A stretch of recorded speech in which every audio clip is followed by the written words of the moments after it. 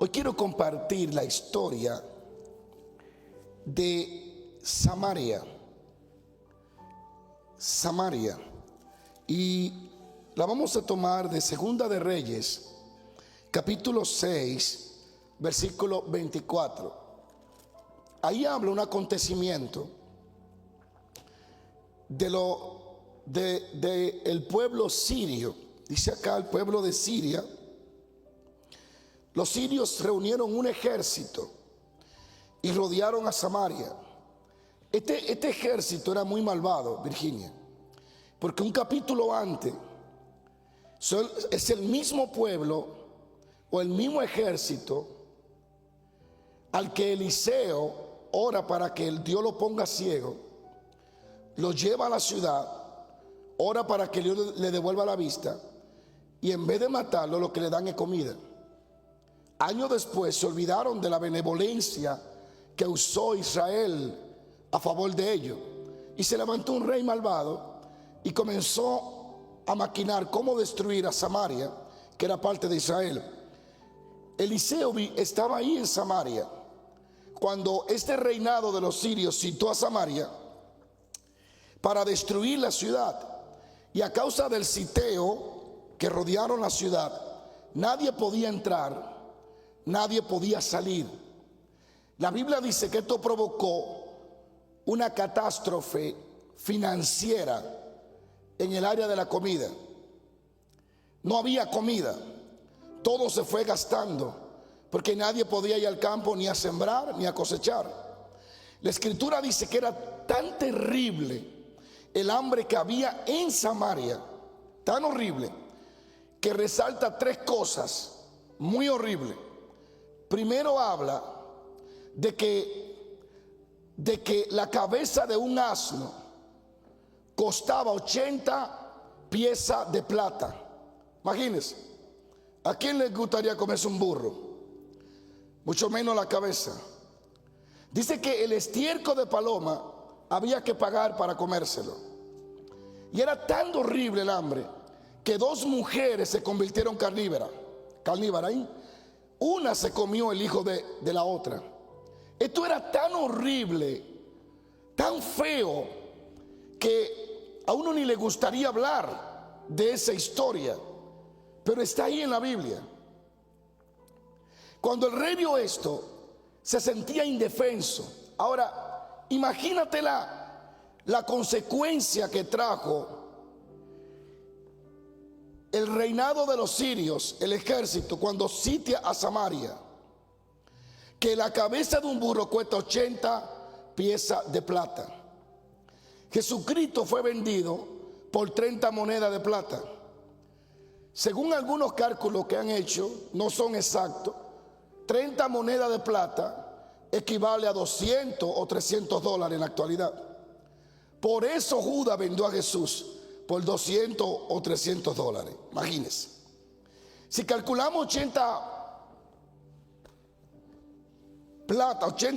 piezas de plata, que era lo que costaba la cabeza de un burro, de un asno, estaríamos hablando de unos 600, 700, 800 dólares en la actualidad. No es un cálculo exacto, pero más o menos es un parecido. ¿Se imagina dar 700 dólares por la cabeza de un burro? Pues así de mal estaba Samaria, porque sus enemigos la habían rodeado, y esto era un mal que afectaba a todos. Y el rey, cuando escucha a estas dos mujeres, ve el hambre, ve la necesidad, se desespera, porque está impotente frente a lo que está aconteciendo en la nación. El poder político no lo puede ayudar. La espada, ellos no tienen fuerza para enfrentar un ejército. El oro no lo puede ayudar. Las relaciones no lo pueden ayudar. Y el rey entiende que no hay forma de salir de esta situación, al menos que no aparezca el profeta. Y es por eso que él se enoja y dice: ¿dónde está el profeta? Porque yo me preguntaba, ¿pero por qué el rey le quiere echar la culpa a Eliseo? Si no hay registro de que Eliseo haya profetizado esa catástrofe. Pero pareciera que el rey sabía que Eliseo tenía en su boca la solución. Y Eliseo estaba como escondido. Yo hablaba hoy, que grababa comenzando tu día con Dios, sobre la importancia, donde dice Proverbio 22:3, si no me equivoco, que dice, el avisado ve el mal y se esconde, mal simple recibe el daño. Hay gente que tiene que entender que hay tiempo de esconderse. Cuando el ángel de la muerte pasó en Egipto, Dios le dijo, hay tres formas, tres cosas que tienen que hacer para que sean salvos de esta mortandad. Primero, tienen que matar y comerse el cordero. Segundo, poner la sangre del cordero en la puerta. Y tercero, quédense en casa. La gente tiene que aprender a quedarse en casa. Y yo grababa y le emití ese consejo al mundo: en tu casa serás salvo. Mantente en casa. Aunque tenga la unción más grande del mundo, Israel no oró para que el ángel no pasara. Israel se quedó en casa. Entonces, momento de quedarse en casa. Y Eliseo estaba como escondido. Cuando el rey manda a un príncipe para que llegue a donde está Eliseo, y lo buscan, y Eliseo está en una reunión de ancianos, y el don de ciencia se le activa al profeta, y dice: aquí que viene alguien a buscarme. Y se levanta, y ahí llega el príncipe. Y se levanta Eliseo y dice: así ha dicho Jehová, mañana habrá harina, habrá aceite, habrá vestido nuevo, habrá camello. Y comenzó a profetizar lo que Dios había dicho. Y dice: dentro de 24 horas va a cambiar todas las cosas. No estoy diciendo que dentro de 24 horas va a cambiar la situación del mundo. Estoy hablando la palabra de Dios. Y dice Eliseo: dentro de 24 horas no van a volver a comer cabeza de burro, ni van a comer estiércol de paloma, porque Jehová ha dicho que viene un cambio. Cuando el profeta dice eso, el príncipe Virginia, en el cual el rey apoyaba su brazo derecho, alguien de confianza, frente al varón de Dios, se burla y dice: ¿acaso Jehová abrirá ventana en los cielos para hacer esto? Y Eliseo le dice: ¿sabe qué? Por cuanto tú no estás creyendo lo que estoy diciendo, lo verás, pero no lo comerás. Hay algo interesante. ¿Cómo se levanta el profeta en medio de una mortandad y expone una palabra por encima de todo el diagnóstico que se estaba viviendo? El hombre y la mujer de Dios no son capturados por su realidad, sino son dominados por su fe. No viven según lo que sienten, según lo que oyen, sino según lo que creen. Lo único que nos puede sacar de cualquier realidad caótica que nos encontremos en el día de hoy es nuestra fe en la promesa de Dios y en lo que Dios dice. La voz de Dios llegó a Samaria, sitiada, con hambre, moribunda la gente, muriéndose. Y la voz de Dios dice: desde hoy las cosas van a cambiar. Y las cosas comenzaron a cambiar. Lo que necesita el mundo es oír a Dios, es volver su rostro al Dios vivo y humillarse y rogarle a Dios que extienda su misericordia y su benevolencia. Ahora escuche esto, ya casi termino. Cuando el príncipe dice estas palabras, Eliseo entiende que está delante de alguien que no cree. La historia dice que habían 4 leprosos afuera de la ciudad, y uno le dijo al otro: bueno, si entramos a Samaria nos moriremos de hambre, y si vamos a los sirios quizá nos perdonen la vida y nos den comida. Y ellos se levantan de noche y emprenden el camino hacia los sirios, esperando tener misericordia de ellos. Pues se encuentran con la sorpresa que no hay nadie en el campamento de los sirios. Los caballos estaban amarrados, los burros estaban amarrados, los camellos, estaba el trigo, el oro, la plata, el vestido, estaba la comida, estaba todo allí y no había nadie. ¿Por qué? Porque dice que Jehová en la noche emitió un estruendo de un sonido como de un ejército que venía contra ellos. Y ese sonido que hizo Dios lo espantó y se dijeron entre sí: es el rey de Samaria que viene contra nosotros. Era Dios cumpliendo la profecía. Yo quiero decirle a ustedes que la profecía va a traer un sonido. Cuando Dios habla, hay un sonido que viene detrás de lo que Dios dice. Hay un cumplimiento, hay un movimiento, hay un acontecimiento de Dios. Mira cómo Dios venció al ejército sirio con un sonido. Dios quiere un sonido de victoria. Dios quiere que de nuestros labios desaparezca ese sonido de queja, de muerte y de mortandad, y comencemos a emitir el sonido de fe, de esperanza, de promesa, ese sonido profético que viene a través de la palabra de Dios, porque la mortandad se va a detener cuando los hijos de Dios se levanten y canten en medio de la guerra. Eso fue maravilloso. Y aunque pudiera profundizar allí, quiero pasar a la próxima etapa. Pero de verdad que es ilógico cómo Dios vence a los enemigos, cómo Dios hace que las cosas sucedan. O sea, Dios usa cosas simples, porque Dios al final quiere que el mundo entienda que la gloria es de Él, que el que hace las cosas es Él. Fíjate, Moisés está asustado, o por lo menos parecía. Israel tiene miedo. El ejército de los egipcios detrás de ellos eran tan malvados que viendo la columna de fuego no se devolvían. Porque si yo veo una columna de fuego que aparece de la nada, yo me devuelvo. Pero eran tan perversos esos egipcios que viendo una columna de fuego que no le dejaba pasar, se quedaron allí. Mira lo perdidos que estaban. Estaban endiablados. Yo había determinado traer un juicio sobre ellos.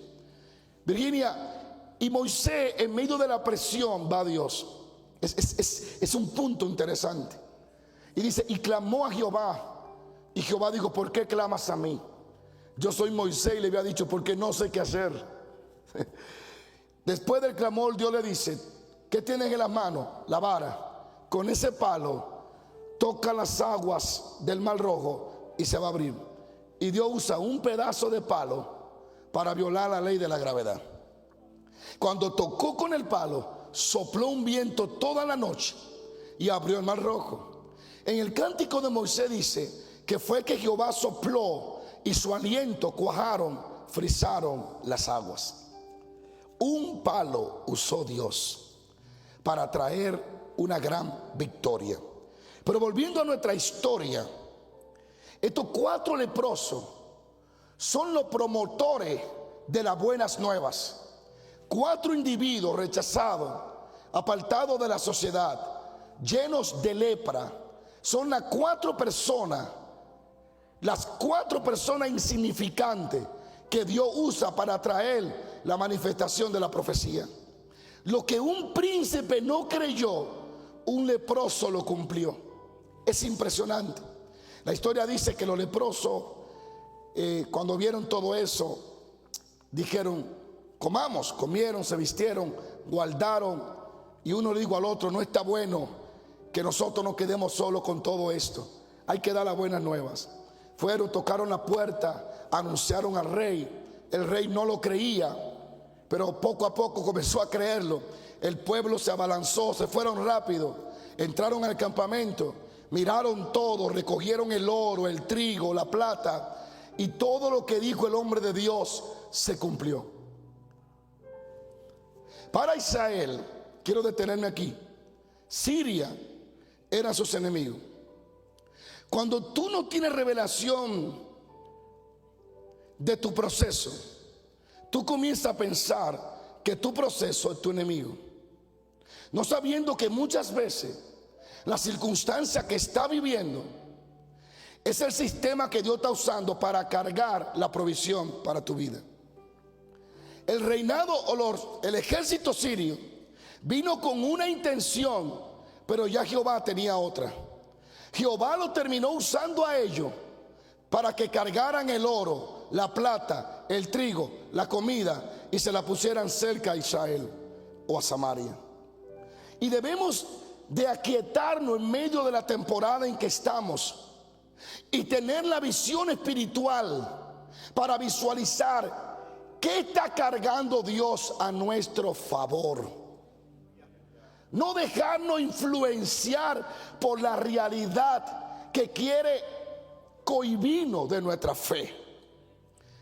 Todo el pueblo llegó, mas cuando el pueblo venía montado en caballo, en el asno, en camello, con esa alegría, el príncipe estaba a la puerta de la entrada de la ciudad.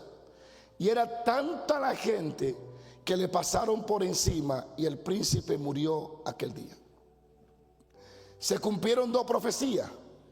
Hubo comida, pero el príncipe la vio y no comió. Es impresionante, y aquí donde quiero terminar, ¿cómo es posible que un príncipe, Virginia, que conoce la historia de las hazañas del Dios de Israel, que sabe que Dios usó a Moisés para abrir el mar rojo, que sabe que de la peña sacó agua, que sabe que del cielo cayó maná, cómo este príncipe se comporta con una actitud tan incrédula, tan negativa frente a un hombre de Dios que hace años él vio a ese mismo hombre de Dios traer una victoria a Israel? Sabía que era un profeta, sin embargo no creyó a lo que el profeta dijo. ¿Por qué el príncipe solo vio pero no comió? ¿Cómo es posible que 4 leprosos pudieron disfrutar lo que un príncipe no disfrutó?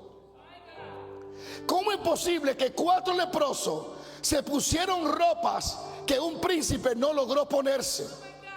4 leprosos se alimentaron, se enriquecieron, se vistieron de lino hermoso y un príncipe no pudo acceder ni alcanzar la provisión y la bendición de Dios. ¿Por qué? ¿Cómo es posible que Dios le prefiere dar la oportunidad a 4 leprosos bajo maldición de una enfermedad antes que dársela a un príncipe? ¿Por qué? Por la misma razón que lo hace hoy: duda, incredulidad. La duda no nos va a dejar abrazar la promesa de Dios. No podemos ser indiferentes y negativos frente a la Biblia y la palabra de Dios. Debemos de aprender a tener un amén y un sí a todo lo que diga el Dios Todopoderoso. ¿Cómo es posible, Andy, que ese príncipe termine muerto cuando no tenía que terminar muerto? No pudo comer lo que Dios proveyó, no pudo abrazar la promesa de Dios, terminó pisado por la multitud. Guay, ¿por qué? Por incrédulo.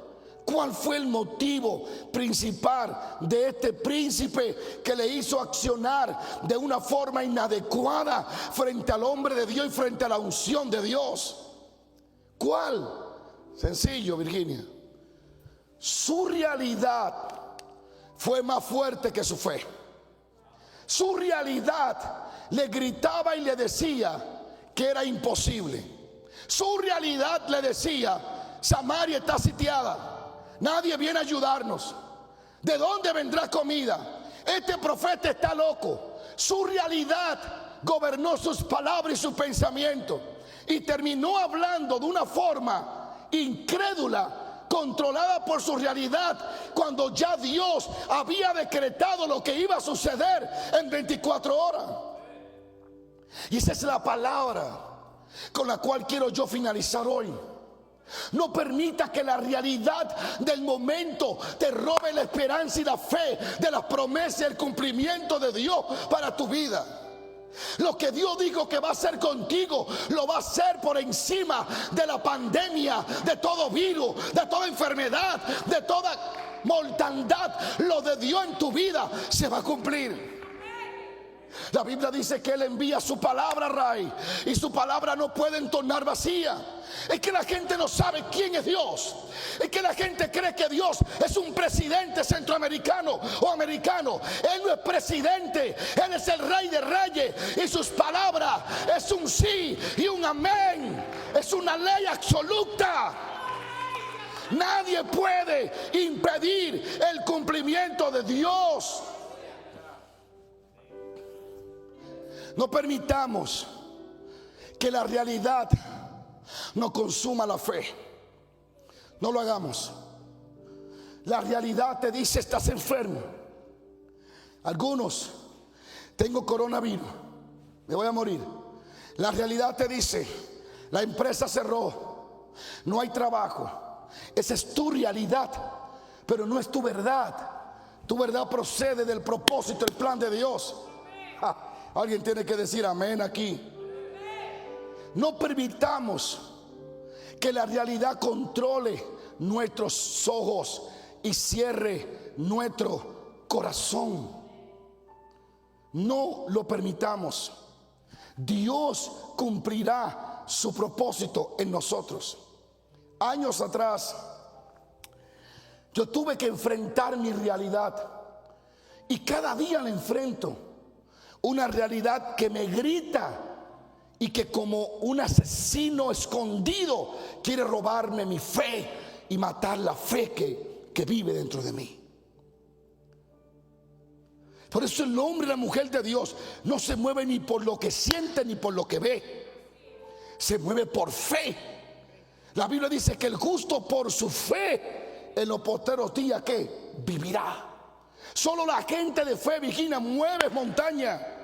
Solo la gente de fe ve a Lázaro resucitar. Solo la gente de fe come del pan multiplicado de las manos de Jesús. La Biblia dice que el cielo no es ganado por obras, sino por fe. Justificado pues por la fe, tenemos paz para con Dios. Abraham fue el padre de la fe porque le creyó a Dios. Los héroes de la fe, Hebreo 11, hablan por qué eran hombres grandes. Porque le creían a Dios por encima y contrario a la circunstancia, a la realidad, a lo que vivían, a lo que sentían. Por encima de eso creían. ¿Qué dice la Biblia de Abraham? Que creyó que Dios podía devolverle de los muertos a Isaac. Creyó. Eso fue lo que hizo grande Abraham. Eso fue lo que hizo que Abraham abrazara a un Isaac. Su fe. Cada día Abraham se levantaba y si se miraba en el espejo, miraba arruga, miraba a Sara. Toda posibilidad de tener hijos no existía. Sin embargo, él dijo: Dios lo dijo, yo lo creo. No seamos como este príncipe. Hay gente que si no cambian esta actitud que tenía este príncipe, morirán. Y no es porque yo estoy profetizando muerte. Es que se están dejando influenciar por su realidad. Se están dejando influenciar por lo que dice fulano. No hay trabajo, repito, no hay viaje, no hay diezmo, no hay ofrenda. ¿De qué viviré? De lo que siempre viviste sin darte cuenta. De Dios. De Él vivirá. No sostuvo Dios a más de 2 millones, casi 3 millones de personas en el desierto con pan de arriba. Él es el Dios que puede cambiar el panorama en segundo, en 12 horas, en 24 horas. Él cambió a Jacob en alrededor 7, 8 horas, lo transformó. En 12 horas lo cambió de Jacob a Israel. Él es el Dios que hizo crecerle a Jonás pedazo de árbol. Le hizo crecer un árbol en una noche, que echara flores y que echara fruto y hoja para que lo cubriera del sol en una noche. Le servimos al Dios Todopoderoso y no podemos permitir que ningún mensaje teológico, no teológico de los que son profundos, sino esos mensajes teológicos llenos de lógicas humanas, nos roben la sobrenaturalidad de la palabra de Dios y de lo que dice las Escrituras. Nuestro Dios salva con mucho o salva con poco. Y termino: no permitamos que nuestras realidades, que lo que estamos viviendo, nos controle, nos haga hablar desafinado, desalineado frente a la palabra de Dios, frente a lo que creemos de Dios. No permitamos eso. No seamos este príncipe. Seamos ese pueblo que cree. Seamos ese pueblo que vive por la fe. Años atrás hay una escritura que ayer mi suegra la tiene en su habitación y yo la logré ver. Ese es mi cuadro favorito, que siempre lo tenía en mi habitación. Pero por alguna razón mi esposa se lo dio a mi suegra. Mi suegra es una mujer de oración. Y tenía tiempo que no miraba ese cuadro, y cuando lo miré me recordé de una realidad que yo y mi esposa vivimos hace años atrás. Éramos inmigrantes como todos. Teníamos un permiso para estar aquí y ya se estaba venciendo. No teníamos recursos humanos. Los abogados no nos daban esperanza de nada. No había forma. De hecho, ningún abogado nunca me pudo resolver. Y yo recuerdo que en ese tiempo era tan duro, tan difícil. Yo estaba tan presionado, tan desesperado. Y esa noche, porque había muchas amenazas de personas que nos decían que iban a llamar a migración para que nos deportaran de los Estados Unidos, y podían hacerlo. No teníamos recursos para defendernos. Y en un momento de angustia, yo me puse a orar esa noche. Recuerdo que el hijo más pequeño mío, llamado Emmanuel, dormía con nosotros. Tenía como unos 7, 8 meses, no me acuerdo bien. Mientras yo oraba y le decía: Dios, ¿qué hago? Dios, dime, ¿qué voy a hacer? De pronto ya comenzaba a flaquear, porque mi realidad se convertía más fuerte que mi fe. No había nada de dónde agarrarme, estaba bajo una opresión. Y esa noche, mientras yo oraba, aquel cuadro que estaba cerca en la cabecera de la cama, yo recuerdo que mi hijo pequeño se levantó y comenzó a llorar y señalaba el cuadro. Y yo estaba de rodillas y yo decía: bueno, Dayana lo va a atender. Y yo seguía orando y él seguía gritando. Y en una, mi esposa no despierta, el cuadro se cae y por poco le cae en la cabeza a Dayana. Y cuando el cuadro se cae, brincó ella y brinqué yo. Y entonces el niño gritaba y señalaba el cuadrito y decía: y cuando yo veo el cuadro, que yo lo tenía allí, el cuadro decía: estad quieto y conocer que yo soy Dios. Cuando yo vi que un niño de 6, 7 meses me profetizó a mí, porque señaló y dijo: la respuesta de Dios. Ese cuadro todavía lo tengo. Dice: estad quieto, Isaías, y conocer que yo soy Dios. Toda incertidumbre y temor y miedo se fue. Y entendí que Dios tenía un plan. Luego Dios le habló a mi esposa y le dijo: mi sierva, escucha estas palabras. Y con esto quiero terminar. Dios le dijo a Dayana las siguientes palabras para nosotros. Le dijo: mi mano está extendida. ¿Quién la hará retroceder? Se hará de la manera que yo dije y como yo lo determiné. Eso es un cumplimiento y no hay quien impida la extensión de la mano de Dios. Así que usted tenga paz, que en medio de su tormenta sabrá que Él es Dios. Estad quieto y conocer que yo soy Dios. Mi mano está extendida. Y dice: nadie la hará retroceder. Y me gusta la última frase: se hará de la manera que yo dije. Y como yo lo determiné. Su esperanza está en Dios. Su fuerza viene de Dios. Su fe viene de Dios. Abrácense de la palabra de Dios. Cumplan con Dios y cumplan con las leyes terrenales. Quédense en casa, pero declaren y confiesen en fe que ninguna plaga tocará su morada.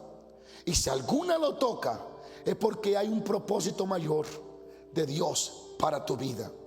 Como el príncipe, Virginia, no dejemos que la realidad nos robe la fe. Escucha, el príncipe dijo: se ve difícil, es imposible. El profeta dijo: lo verás, mas no comerá. La gente que alberga duda en su corazón solo vive viendo de lejos la bendición. Alguien con duda, Saraí, nunca, Axel, alguien con duda nunca abrazará al Espíritu Santo. Nunca disfrutará de la promesa de Dios. El que vive dudando de Dios es como las olas del mar, suben, bajan. La gente que apagaron fuego, que cerraron la boca, Ismael, de los leones, la gente que sobrevivió por encima de toda circunstancia, fueron gente de fe. La Biblia dice que el secreto de Moisés, Andy, es que en medio de 40 años en el desierto, antes que la zarza apareciera, dice Hebreo que se sostuvo, se mantuvo como viendo al invisible. No veo nada, no siento nada, todo está cerrado, me siento enfermo, pero me mantengo en fe de que mi Dios, mi Rey, mi Salvador tiene un plan conmigo. Y como dice Isaías, su mano está extendida sobre mí, sobre mi casa, y nada ni nadie la hará retroceder. Será de la manera que Él me lo dijo y como Él me lo reveló. Que es que levántate en fe y no permita, no le crea a tu realidad. Créele a Dios, créele a su palabra. Ahí donde tú estás, levanta tus manos. Y si por algún momento durante estas semanas has sentido que has sido ese príncipe que ha comenzado a dudar de lo que Dios ha dicho, donde tú estás allí, pídele perdón a Dios. Dile: Señor, yo no quiero ser ese príncipe. Yo quiero ser la mujer y el hombre de fe que le cree a Dios, que cree en lo que Dios ha dicho. ¿Por qué vas a creer en Dios? Porque Él es grande, temible, autosostenible, autosuficiente. Él es omnipotente. Grande es Dios, temible, maravilloso. Ante su presencia la tierra tiembla y los montes saltan como cordero. Tu Dios es el más grande. El único que dirige a los pastores, a la iglesia, es el Espíritu Santo de Dios. Somos tan importantes para Dios que Él puso lo mejor de Él en nosotros, su Espíritu, y nos hizo habitación de Él para dirigirnos desde adentro hacia afuera.